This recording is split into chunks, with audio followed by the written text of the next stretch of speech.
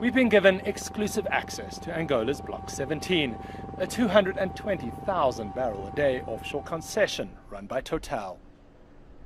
The true leviathan of the fleet is the FPSO Paz Flor. The floating production, storage and offloading ship is a refinery, oil tanker and gas station rolled into one.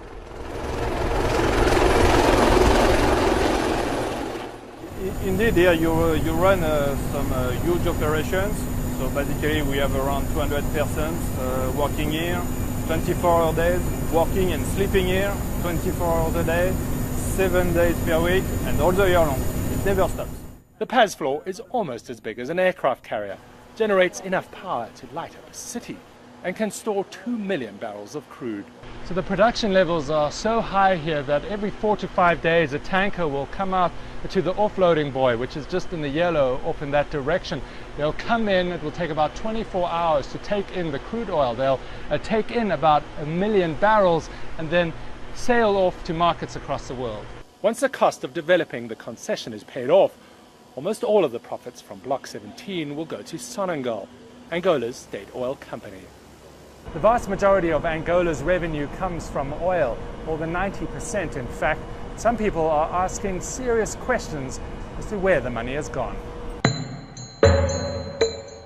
Angola's GDP has grown by several 100% in the last decade as the hangover from long wars turned into a hunger for profits.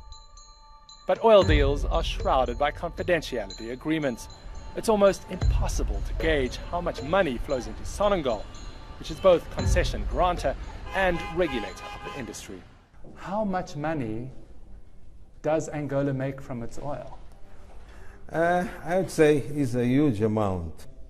1.75 million barrels a day, which, of course, if we multiply, at the end of the year, we make billions. The question is, some people have asked is, where's all that money going? People don't quite understand the flow of money because your books are effectively kept closed. You visited Angola, you've been able to see a little bit of what Angola is today, and you can see where the money goes. A shiny new boardwalk in Luanda, luxury developments, and an influx of Portuguese expats are all signs of oil wealth. But most Angolans live on less than $2 a day. Few can afford housing, and even in Luanda, basic necessities like water and electricity are often lacking. Activists like Elias Isaac says the much vaunted oil wealth bypasses ordinary Angolans.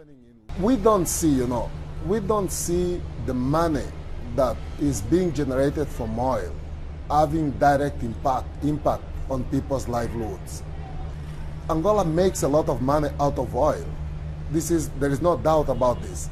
Angola is one of the few countries that can really, pay its national budget without any donor funding, which is great.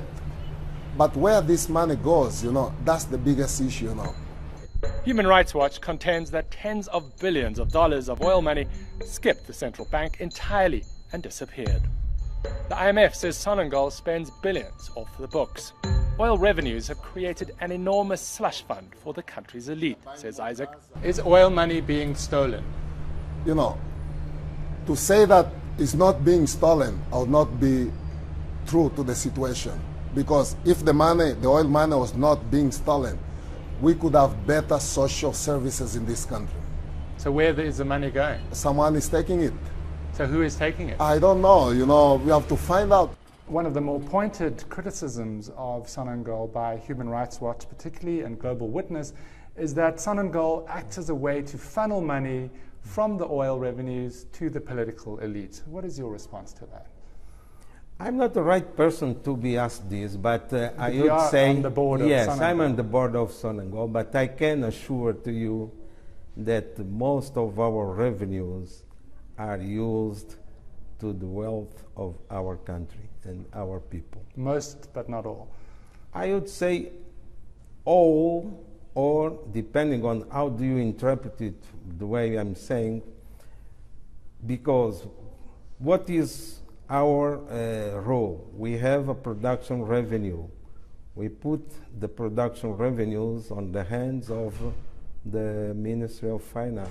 So you say once the money leaves Sonangol, it's out of your hands? Yeah, I think it's on the hands, and it's the way it should be, goes to the hands of the government. The Angolan government denies corruption in the oil sector, and recently it announced a $5 billion sovereign wealth fund, a move welcomed by lenders for its transparency. It pledges to funnel millions into social development and infrastructure. It's all possible because of offshore developments like Pasflor, where technological advancements have made deepwater finds highly profitable. And Angola's offshore oil reserves are far from fully tapped. Oil companies will soon be opening up new oil fields off Angola, and the country hopes to become the largest producer of crude in Africa. But with a history of corruption and problems with transparency, the biggest challenge will be that the profits from this filter down to ordinary Angolans. Until then, ordinary Angolans say that only a tiny sliver of elites will truly benefit from Angola's oil.